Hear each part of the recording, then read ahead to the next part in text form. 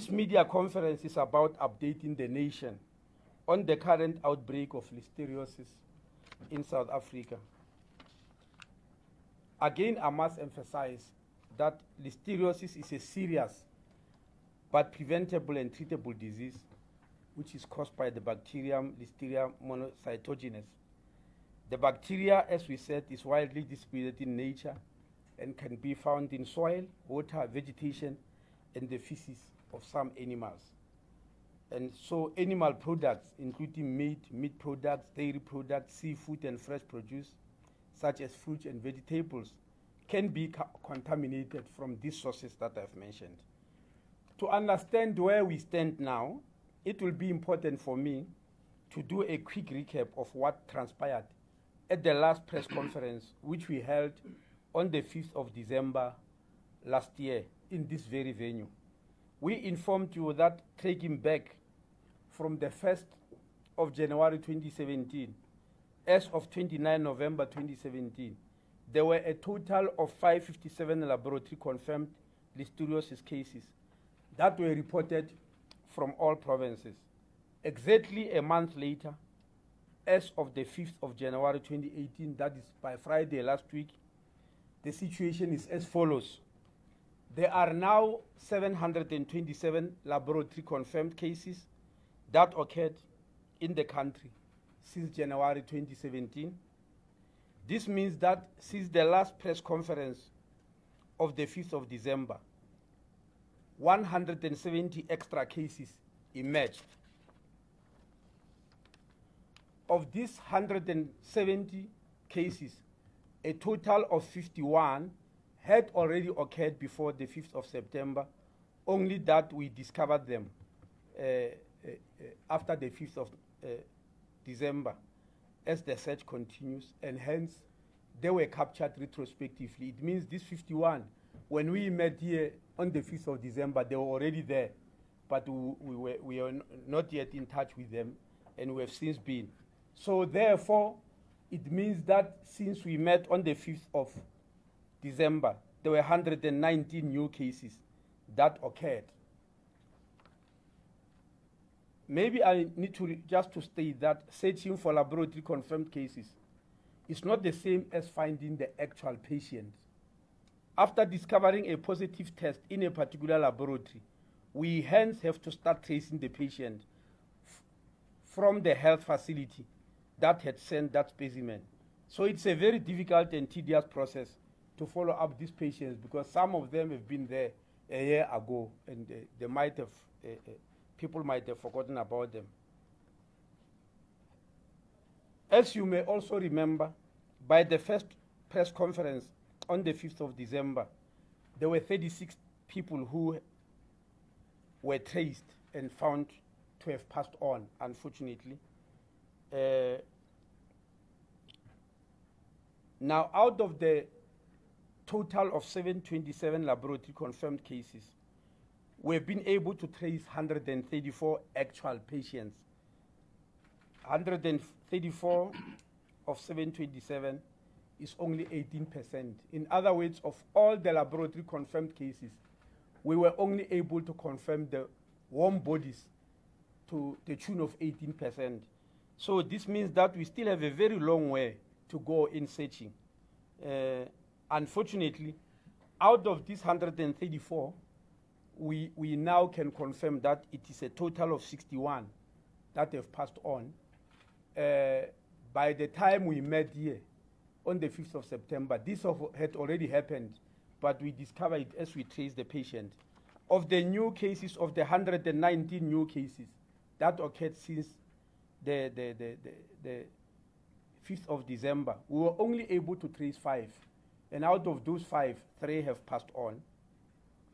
And these 3 are part of the total of the 61, which I've already mentioned.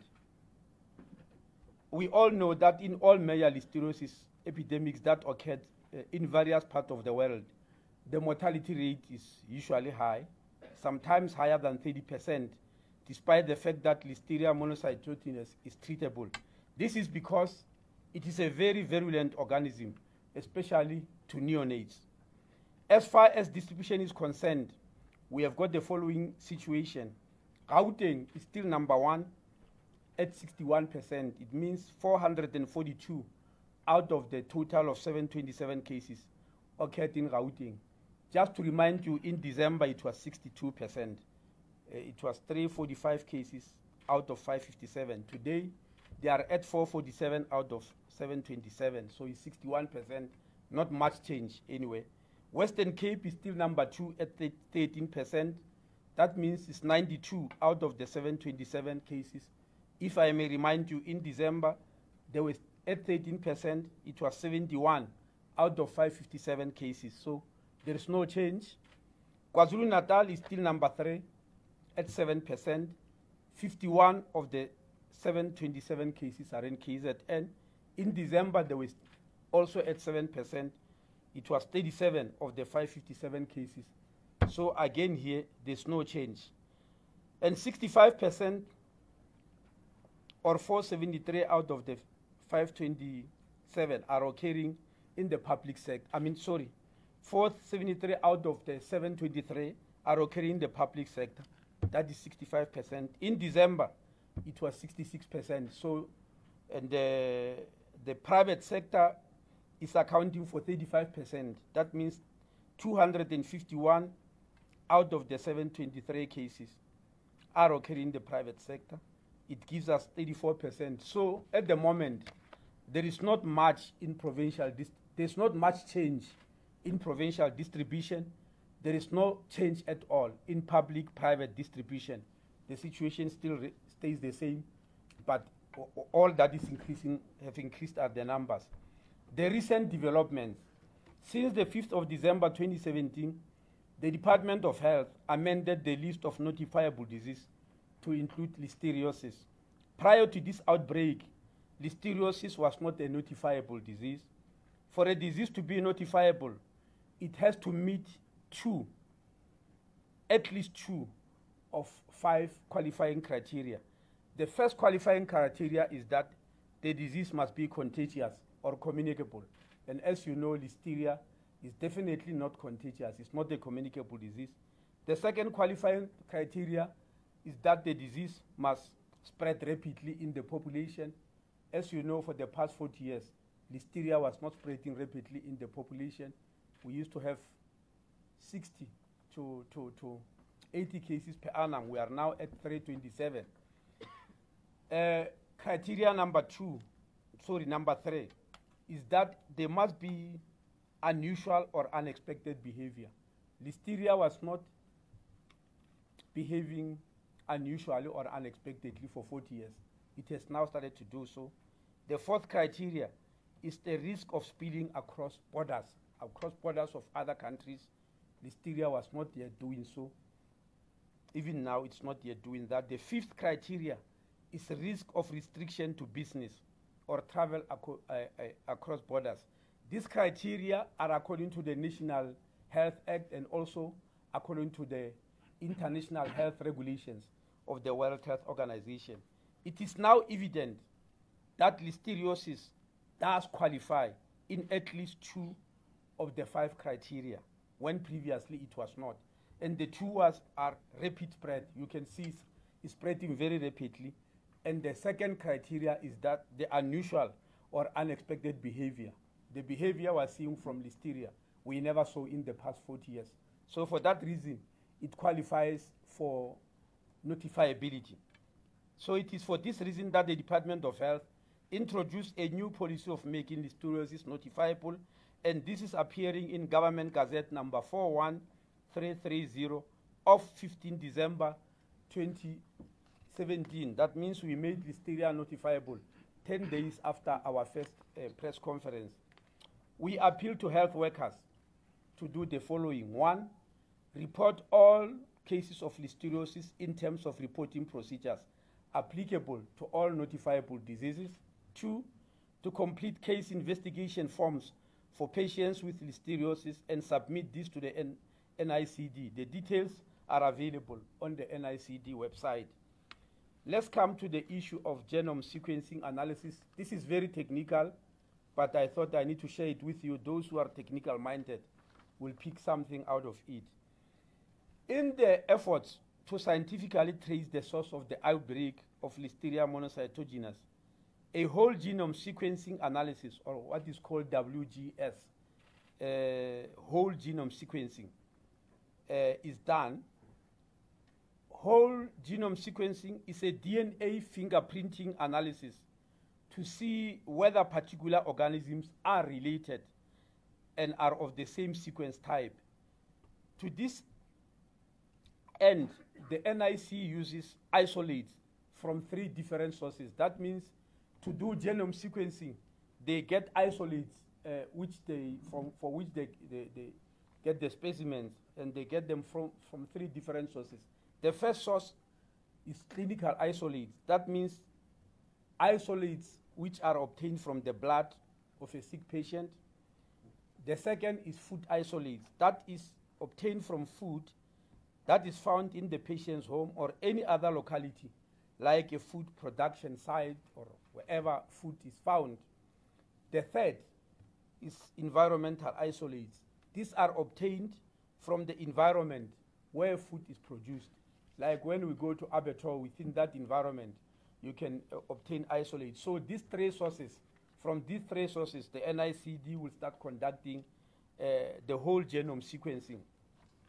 This work is ongoing, and it stretches back to the 1st of January 2017. And as of the 3rd of January this year, a total of 337 isolates have been sequenced to date. 73%, that means 247 out of the 337 isolates are clinical isolates.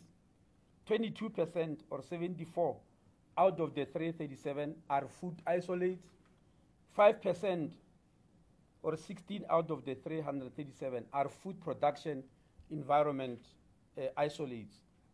The clinical isolates are represented by 9 sequence types, which the sequence types are abbreviated ST, meaning sequence type. So from the clinical isolates, that means the isolates taken from the blood of patients who were who were laboratory confirmed. There are 9 sequences, and just for information's sake, is ST1, ST101, ST2, ST219, ST5, ST54, ST6, ST8, and ST876. However, it was found that 91%,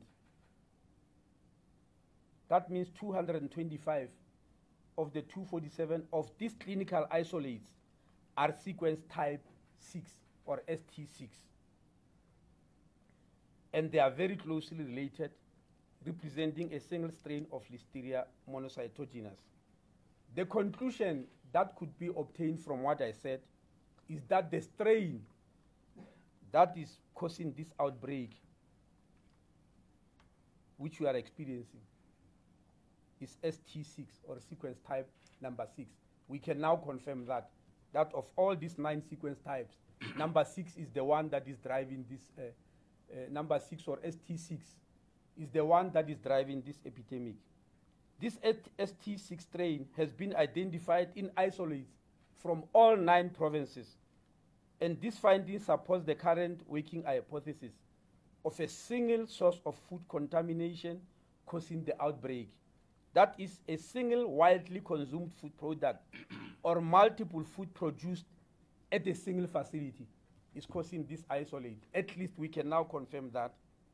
The food and environmental samples are represented by 18 sequence types, and I'm not going to name them, but we have discovered that out of the 18 sequence types that represent the food and environmental samples, 4 types, that is ST1, ST101, ST2, and ST5, are also represented in the clinical isolates I've mentioned. However, there is no ST6. That means the strain that is driving this epidemic, we never found it in food or environmental isolates up to so far. We only identified in patients, not in any food or environmental isolate. In simple language, In simple language, it means we cannot yet link the clinical isolate obtained from patients to a particular foodstuff or a particular food production site environment. Unfortunately, this is where we are. We have got the patient isolates. We know now it's driven by sequence type number 6, but the other sequence types that are in food or from the environment cannot be linked to that. So we cannot then tell you that this is the source of this particular pandemic. Unfortunately, we are still searching. In their vigilance and continued search for the source of Listeria outbreak, environmental health practitioners from the city of Tshwane in December 2017 investigated a Tshwane patient who was hospitalized with listeriosis. A chicken sample collected from the fridge of the patient's home tested positive for listeria. This chicken was traced back to the store, and from there traced back to the abattoir at which it was sourced. And the abattoir is called Sovereign Foods. The environmental health practitioners visited the abattoir and collected food and environmental samples, several of which tested positive for Listeria monocytogenes. As a precaution, the abattoir was served with a prohibition notice pending further investigation.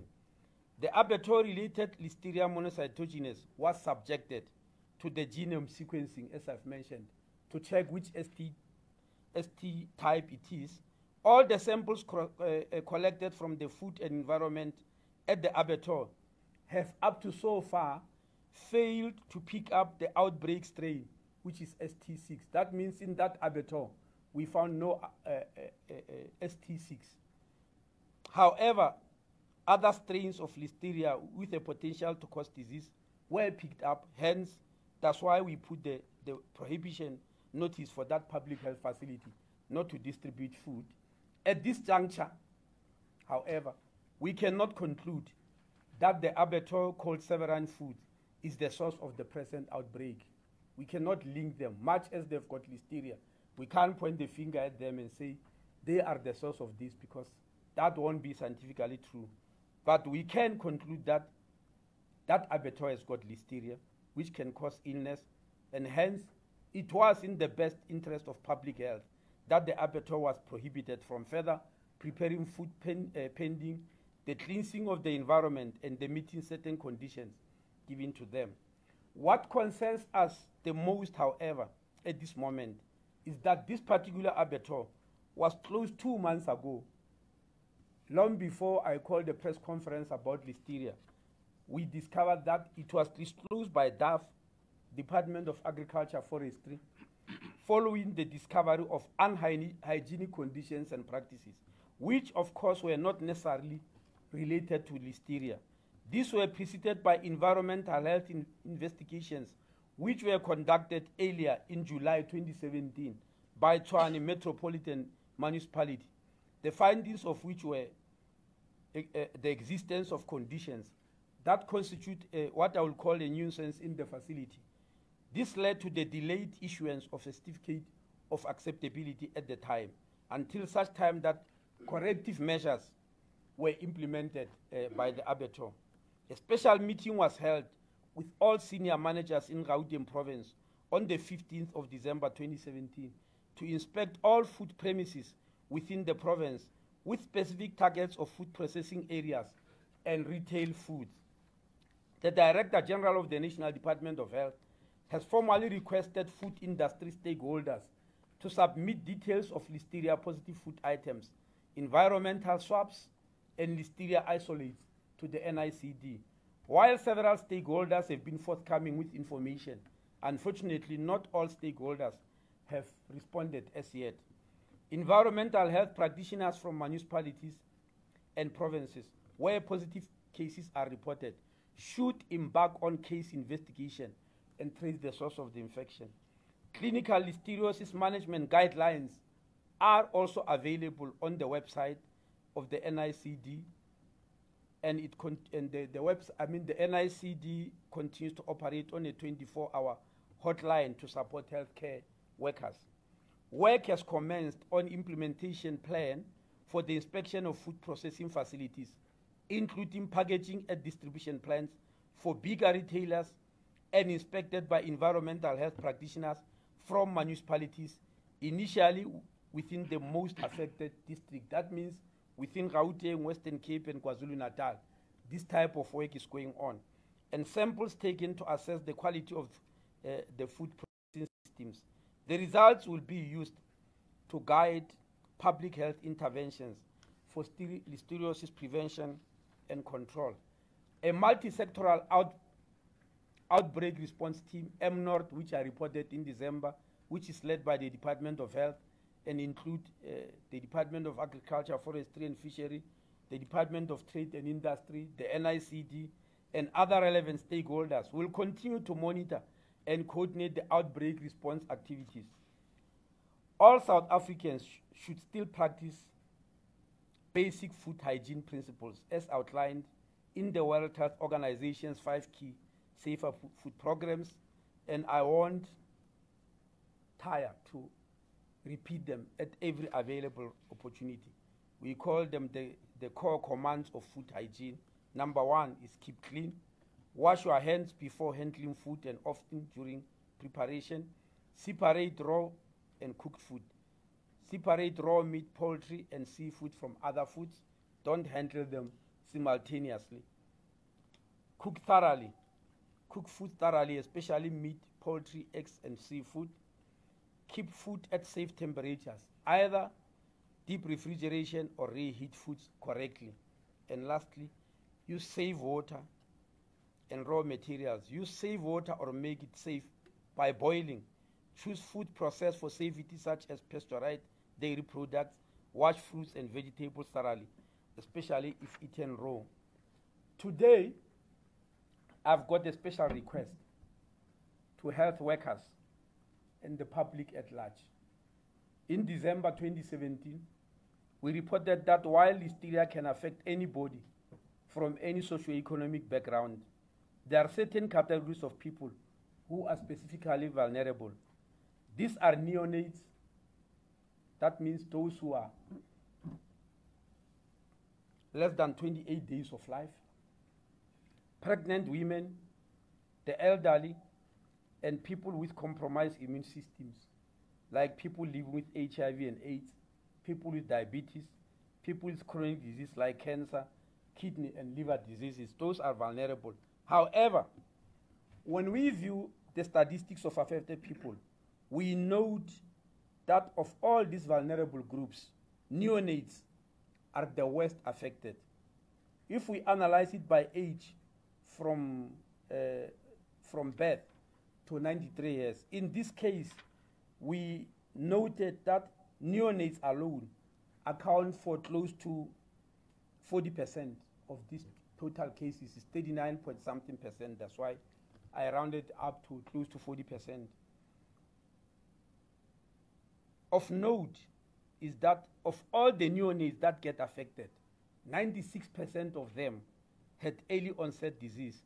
That means 96% get the disease between birth and 6 days of life. It is clear that these neonates are simply vulnerable due to their pregnant mothers. They are infected at birth by their pregnant mothers. Due to this high number of neonates that are affected, a special request to health workers and the public at large is to pay special attention to all pregnant women. Please, when you are dealing with a pregnant woman, have a high index of suspicion.